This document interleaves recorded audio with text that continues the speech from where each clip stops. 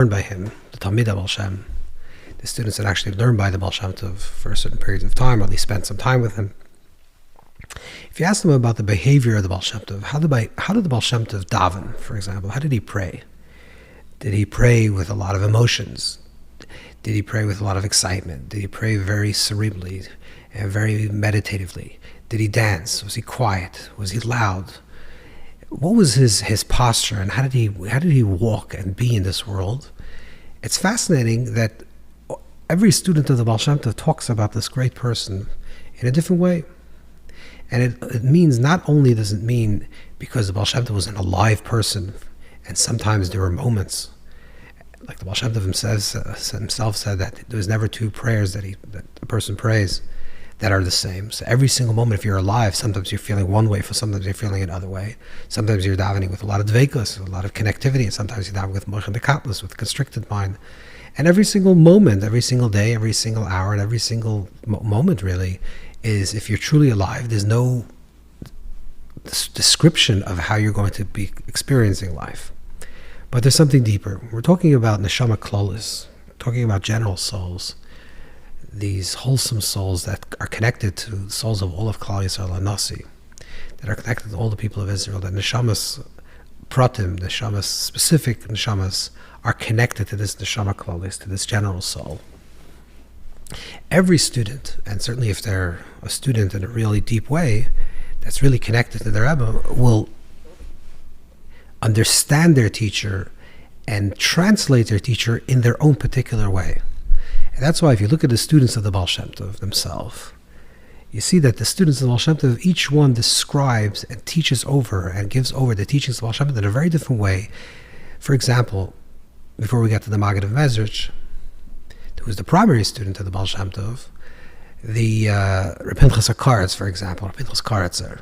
So if you look at the teachings in Reb Pinchas Karetz and Medrash Pinchas and other collections of his books that they collected of his teachings, you'll see it's very imaginative, very creative, very full of life. It's a certain way of describing experiences of life. He talks about actual life experiences and tries to understand that through the lens of Chassidus, through the lens of the teachings of the Baal Shem Tov. But he writes it in his own language. He doesn't quote often from the Baal Shem Tov, but he received these teachings, and that gave him a certain way of looking at this world in a very creative, imaginative way.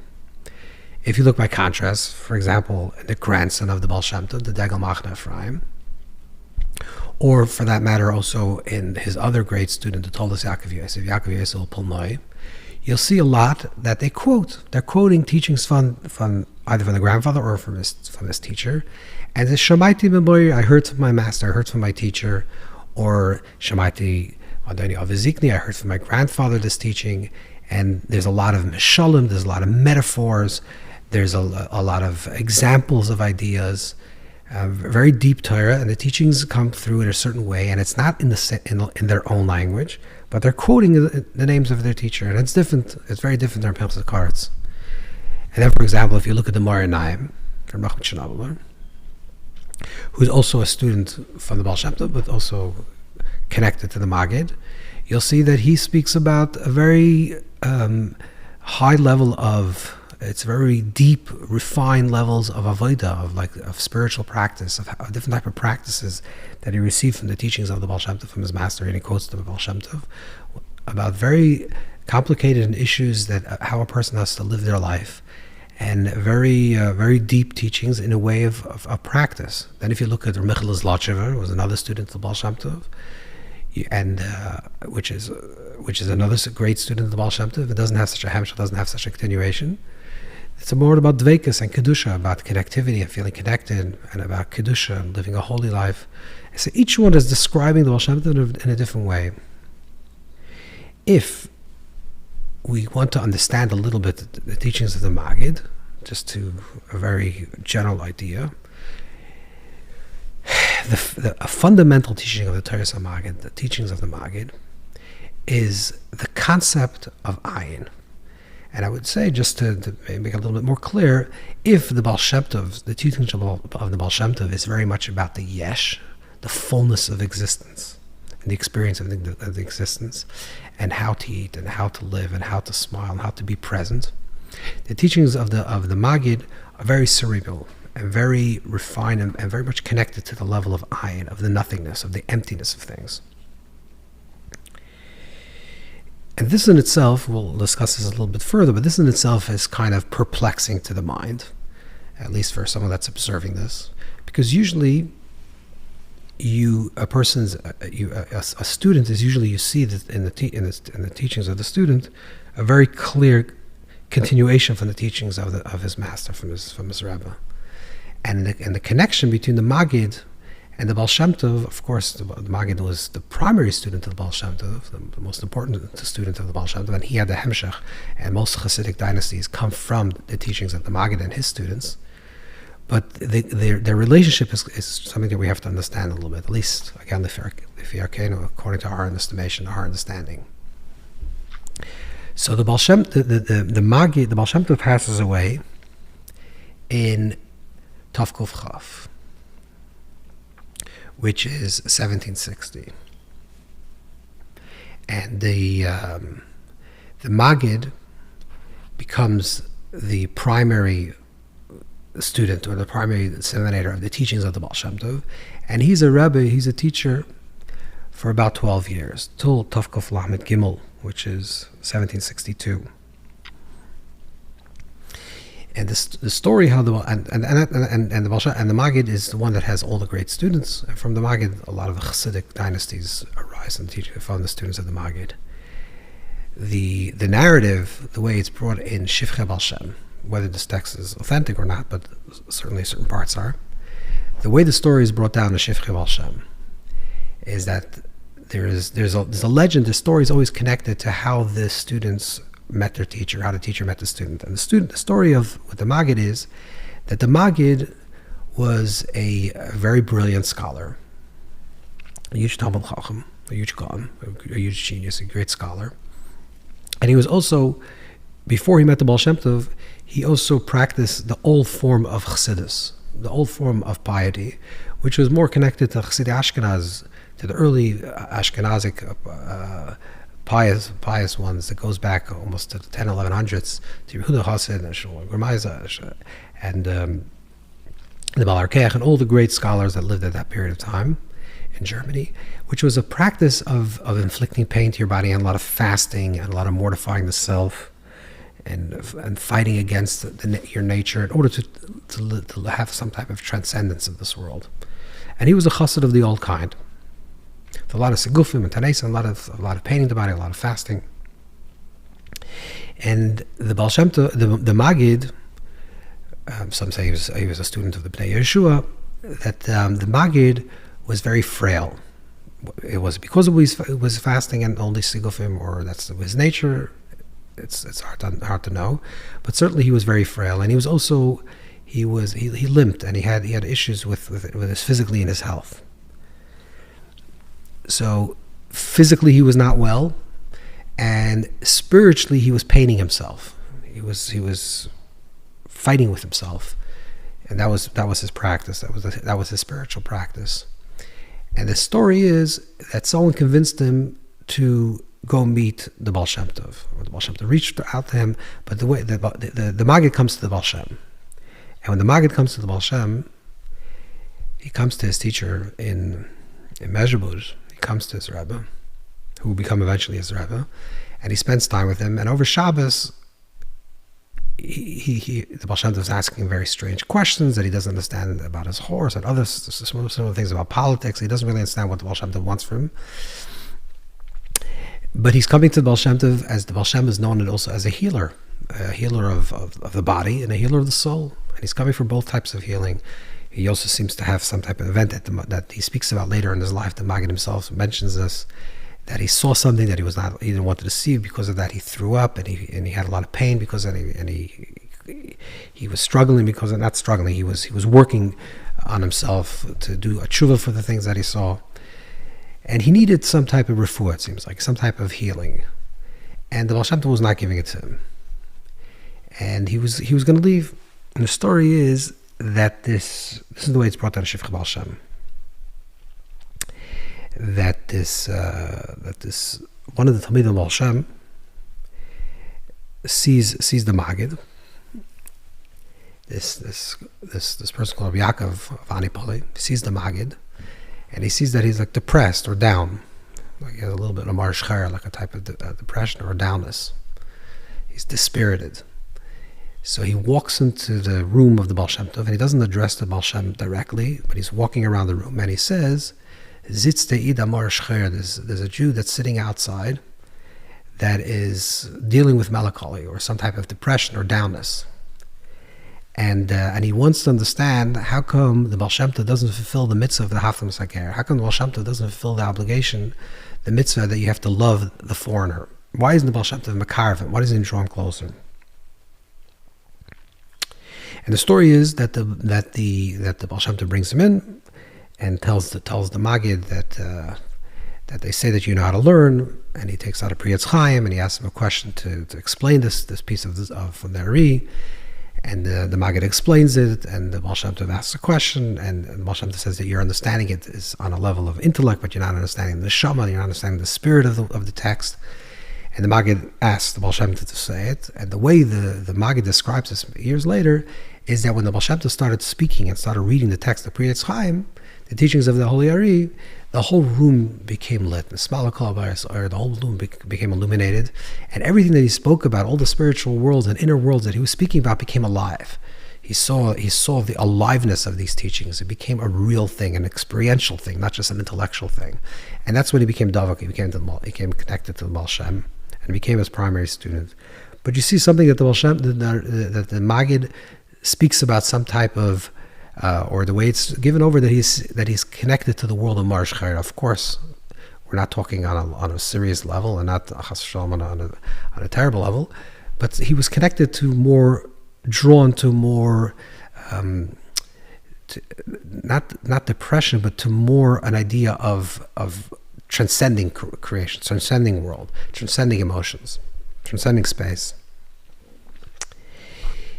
You see, there's also, for example, even later by the Ruzhiner, that the Sadigur, his son, once said that you should have seen my father when he was still in Ruzhin, the way he wore a white yarmulke, and he was a Marlovani, and he was lichtig, and he was in a happy and a joyous state. And now that he lived in Sadigur, after he had to leave Russia to Ukraine, he said now he's struggling, or he has a little bit more marshchaya, more darkness. Let's say maybe darkness, or libidoig bekirbe, like a person that has this inner, not sadness, but an inner quietness. Not a person that's emotive and expressive. And certainly, this is certainly connected to the Magid. It's interesting that the Alter Rebbe writes in the Maimer Kotzev of the Alter Rebbe, that Alter Rebbe in the Ketzarim, he writes, and therefore the Baal Shem Tov was really merachik Morish Chayre. The Baal Shem Tov really had a dislike for people that were in the world of melancholy, because he says that the Mekorim, their source of their souls, are really from a very hard place, but they fell to a very difficult place, and it's very hard to lift them up. And later, even the Alter Rebbe, the Mittler Rebbe, writes that in order to understand truly understand Chassidus, a person has to be Doi Bekirbi, a person has to have this type of not a Mor Levain, not just a happy, joyous, emotive person, expressive person, but someone that's really with more, a little more inwardness and Doi Bekirbi, a person that's more sensitive. So this is certainly the way we see what the Magid is, or at least it appears this way. Therefore, a lot of them, what the Magid teaches, just like we spoke about this in the past, and we learned the Baal Shem Tov, and there's many shurim on the teachings of the Baal Shem Tov, that the Baal Shem Tov was the ultimate idea of the Yesh Amiti, the expressing the Yesh Amiti, the Atzmos idea, which is later expressed fully in the teachings of the Rebbe, that the Magid is connected to the world of Ayin. So much so to the world of Ayin. And Ayin can mean many different things in many different ways. It's the idea of nothingness or emptiness. It could be the experience of nothingness, to empty yourself, to complete humility. It could be conceptually emptiness, to empty yourself of all thoughts, or it can be emptying yourself of all feelings. It can mean a lot of things, or to be in the place of the void. It can mean expressed on a lot of things, or some type of level of transcendence through music. And you see that in the teachings of the students of the Magid, each one, all the students of the Magid, all speak about this idea of Ayin, of the Ayin, and each one expresses it in a different way. So much so that if you look at some of the very strong students of the Magid, for example, in the Kedushas Levi or the Meir, besides the Alter Rebbe, but in the other ones, you'll see that the word Ayin, even in the printed version of Kedushas Levi, you'll see, by the Baditchever, you'll see that every single page is the word Ayin appears. Every single page. Same goes and teaches in Alter Rebbe clearly. This idea of the Ayin, that there's a conversation about this Ayin, about this nothingness. Just to contrast or to understand something here, so if the teachings of the Baal Shem Tov, and you have to, again, explore the teachings of the Baal Shem Tov in great length, which we have done in the past, if the teachings of the Baal Shem Tov is about the Yesh of existence, the Yesh of life, the fullness of existence, and the emotive expressions of being fully alive in everything that you're doing in the deepest way, and the teachings of the Magid is very much connected to Ayin and the personality, if you wish. The Shoresh and the Shama, or if you are somehow, is more connected to this idea of Ayin. So what's the connection between the Baal Shem Tov and the Magid? If that's a good question to ask. Of course, we're just giving ideas. What's the connection? So there's something also very fascinating, is that in the Baal Shem Tov always brings a mashal. Whenever the Baal Shem Tov brings a mashal, a metaphor, the Baal Shem Tov always brings a mashal of a parent, or a king as a parent, with an adult child. That the adult child becomes estranged, or the adult child is sent away, so he should become an independent. There's always an adult with an older child. And that's the metaphor. That's the mashal. The Magid uses another metaphor, which is a new mashal, a new way of thinking about this.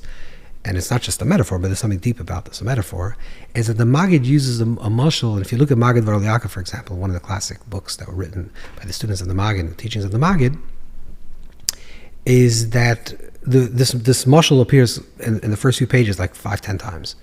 What is the mashal? What is the metaphor? The metaphor is of a child, a young child, that is that is playing with either the beard of the father, or playing with the father, or the father is playing with the young child.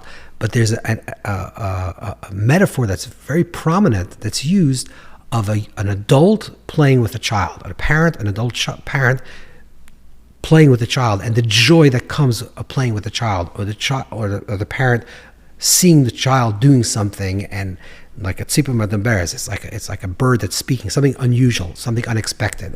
So with adult parent and adult child, there's a certain type of mature relationship, and there's no shashuyim, there's no pleasure.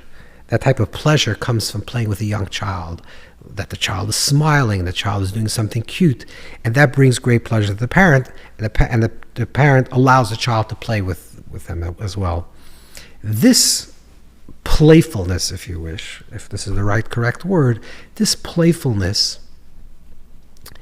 is Yesh Loimar, is we could say, is what the Magid receive from the teachings of the Baal Shem Tov. That even though the Magid is in the Bechin of Ayin, more connected to the world of Ayin, there's actually something very fascinating that, even though all the students speak of the Magid as Ayin, and that's the fundamental teaching of all the Talmidei Magid, that they speak about this idea of Ayin, there's actually a description which is not from one of the students, not from Talmidei Magid, not from the great holy students of the Magid, but from an interesting character. There was someone that was called Shlomo Maimon, Solomon Maimon, who was a seeker, and he ended up being by the Magid for a period of time, and he wrote an autobiography. He eventually ended up living in Germany, becoming a Kantian philosopher, but he ended up once being in the presence of the Holy Magid for a period of time. And fascinating, he writes his experience by being at the Magid, and sort of he tries to say this experience, and he tries to belittle the experience, but he's a fool. He doesn't understand the greatness of this experience. And I'll explain what happens. So he comes to the Magid, and he says that when he first appeared to the Magid, it was a Leil Shabbos, it was a Friday night meal, and all the Talmidei Magid, all the students were sitting around the table. I think it was Leil Shabbos another night. And they're sitting around the table, and the Magid asked each student to say his name. And based on the person's name, the Magid would give a deep exploration of the person's name and his relationship to the place that he's in, and the relationship of what he has to be doing in this world. And he wove this beautiful teachings of Torah from all aspects of the Torah, from the whole pardas, related to each person's name. And he did this throughout the table. And the Solomon Maimon says that he was there and he was nishtaimim. He couldn't believe his eyes. He never saw such a great genius, such creativity, and such depth and such holiness of the Magid, and the way he was speaking to his students. And he said that he saw this one time, many times over. And he said after a while he stopped being impressed. And he writes this sort of as to deflect like a negative impression. But the truth is, this is actually the godless of the story, the greatness of the story. Is that he says that after a while he realized that the Magid, even though he's saying many, many different things, he's actually saying one thing. He's really just saying Ayin. And he's saying Ayin in 1,000 and 10,000 different ways. And so eventually he leaves the Magid. But what we see from that, and this is a recording from someone that's not trying to exaggerate the story, he's just saying what happened. So certainly we find it in the teachings of the Magid, you see in the teachings of the students of the Magid, but you see a person saying that what was the main teachings of the Magid? The Magid was connected to the Ayin. So if the Magid is connected to the Ayin, and he's a person that's he was a very cerebral, big Talmud Chacham, a big genius, a big scholar, and a big Mekubal, and a big Kabbalist, before he met the Baal Shem. And he was a person that pained his body and fasted, and as a person that was always flying into the place of Ayin. So besides that, the Baal Shem Tov gave him healing and was able to heal him on his level of his nefesh and his guf, on his body and his soul and on his psyche. That's of course, and that's why he was connected to the Baal Shem Tov. Besides that, he was a great teacher. But there was something also deeper that the Magid received from his Rebbe, this idea of the shashuyim, the idea of the playfulness of life. And what's fascinating is that just like you see the Ayin that's expressed in all the Talmidei Magid, you find them throughout the teachings of all the students of the Magid, the same thing also this idea of shashuyim, that the idea of Hashem taking pleasure first of all in the entire creation, the idea of Shashu HaMelech Batzmusi, which is from the Emek HaMelech, but it's brought out in Torah Chassidus, but Alter Rebbe writes this a lot, which quoting the Emek HaMelech, this idea that the whole purpose of the creation was because Hashem had a pleasure. There was a certain arising of the desire of the Creator to create something new and exciting, different, that there'll be a creature, a being, a finite being that's going to aspire to be connected to something that's infinite, an other that will be wanting to be connected to the oneness. And that's just showing that draw a pleasure. And that's like a father looking at a child and the potential of the child and saying, I'm going to birth this child because I want to have this pleasure of being in a relationship with the child. So this is on a cosmic level, and this is an avoidic level, the idea of specifically avoiding begashmis, to do divine service with physical things, not just spiritual things, which is a chiddush, which is a novelty. Even the whole Yisoid of Tanya on some level, the whole principles of the Tanya is based on the idea of the Beinani, which Alter Rebbe writes and explains this in great length. The Beinani is the intermediary person, the person that doesn't necessarily overcome, but the great pleasure that Hashem receives, the matamim, the pleasure that Hashem receives from someone that's doing something that's a chiddush, something that's novel, something that's against his nature. You're transforming your nature. You're doing something that's extraordinary. You're just an ordinary person, but you're doing something extraordinary. That brings out the greater level of pleasure. So it's a teaching that's found throughout all the teachings of the Magid, of the students of the Magid, in different ways. You find it in the Baditcher, you find it in Aramaic, you find it in Noam Elwell, you find it in all the Talmidei Magid. There's also another aspect which we're not going to get into, which is that there's also something very imaginative, very creative and imaginative also that you find by the students of the Magid. And specifically you find this, which is interesting, you find this by Reb Chaim Chaikel, which the author of Chaim V'Chesed, the sefer that they published in his name of teachings called Chaim V'Chesed, Chaim Chaikel. And you find this also in the Mamarim Ketzarim of the Alter Rebbe, in the early Mamarim Ketzarim, the early teachings of the Alter Rebbe before Paterburg, before he was imprisoned, and the story of Yitzhak Kislev, which the Alter Rebbe spoke much more shorter teachings.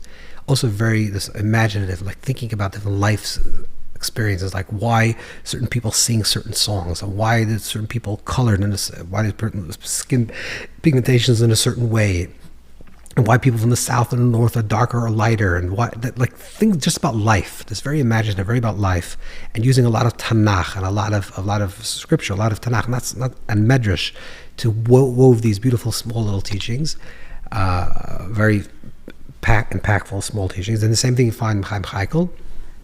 And also, you find this by Rav Nachman, that there's a similarity between the teachings of Rav Nachman of Breslov in Likutei Moharan with the teachings of Mamarim Ketzarim of the Alter Rebbe with Reb Chaim Chaikel of Chaim Chesed. And what's also kind of fascinating is that when Reb Chaim Chaikel passed away, after the P'tir of Chaim Chaikel, his son became a Rebbe for a period of time, and then immediately afterwards, he resigned. He said he's no longer Rebbe, and he went and he traveled and he became a Talmud, a Chassid of the Mittler Rebbe, the Alter Rebbe's son. So clearly there was something connected. But in general, these two themes that we mentioned before, the idea of the Ayin and the idea of Shashuyim, the idea of the Ayin, the nothingness, and also the idea of the playfulness, is two major themes that we find in the teachings of the Magid, and then eventually we see this in all the teachings of the students of the Baal Shem. Just one further note is that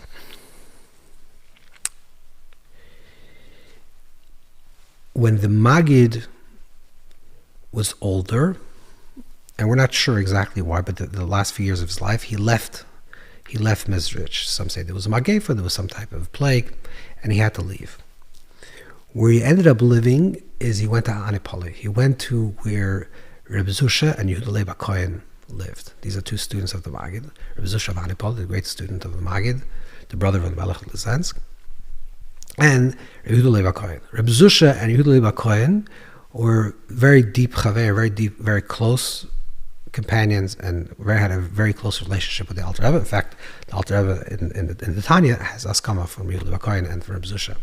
So they're very close. And the Magid went to Reb Zusha's to Anipoli, and that's where the Maggid was nifter. That's where he passed away. And the two students of the Maggid that were zeicha to actually be buried with him are those two students. Those two students are those two students that Yehuda Leib HaKohen and Reb Zusha Anipoli are buried together with the Maggid of Mezritch.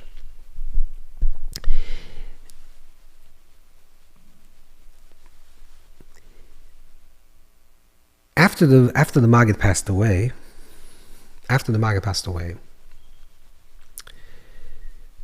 so there's a Mesorah that the Frierdiker brings down, the Rebbe Yatz brings down, that the smetana, like the cream of the teachings of the Maggid, is found later in the Alter Rebbe, in the teachings of the Alter Rebbe.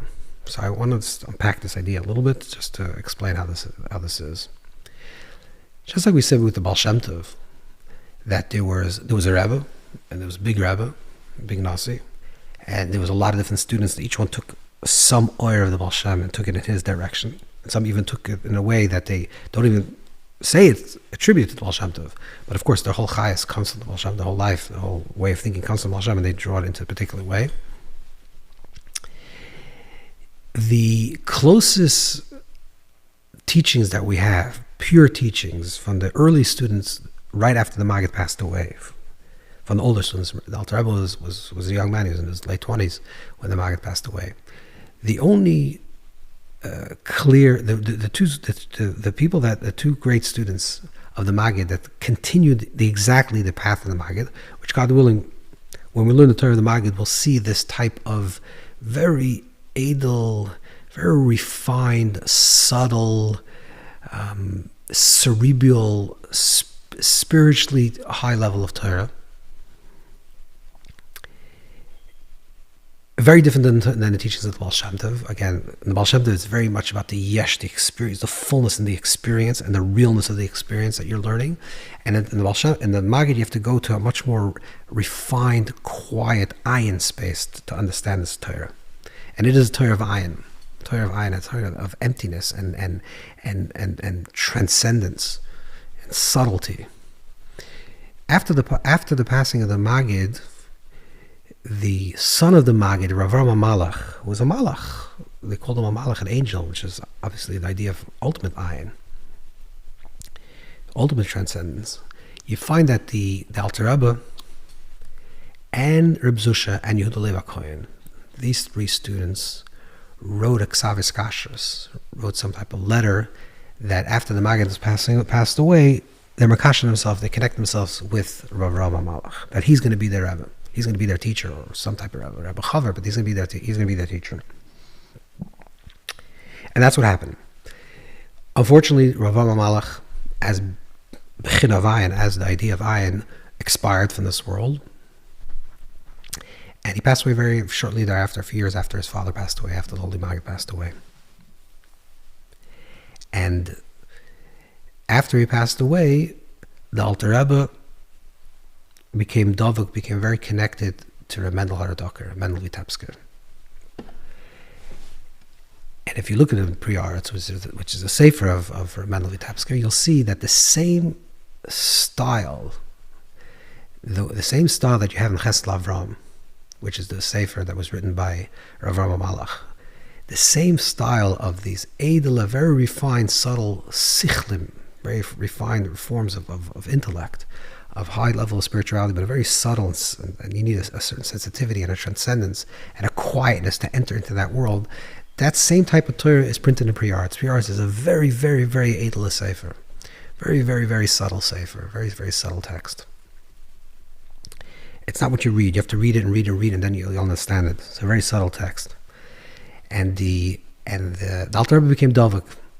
It's fascinating because the Pri-Aretz and the Chesed Avram have the very, very similar Torah. So much so that if you look in the Pri-Aretz, which is the book by Reb Mendel Vitebsker, you'll see that there's parts from Chesed Avram, and it's not just a coincidence. It's Bashkacha. There are parts of Chesed Avram in the Pri-Aretz, which means they're interchangeable Torah. The two Torahs that are part of the same. This is the most cleanest, the reinest, cleanest expression of the Torah Magid. The Torah Magid in the teachings of the Chesed Avram, and then eventually in the teachings of Reb Mendel Vitebsker, and that's what Alter Rebbe was dovik to them, and Reb Zusha and Yehuda Leib HaKohen, and the Magid eventually also went to Yehuda Leib HaKohen and to Reb Zusha, and that's where he passed away. That's where he's buried with them. So after, and then eventually the Mendel Vitebsker moves to Eretz Yisrael, and the Alter Rebbe was still dovik to him, still connected to him.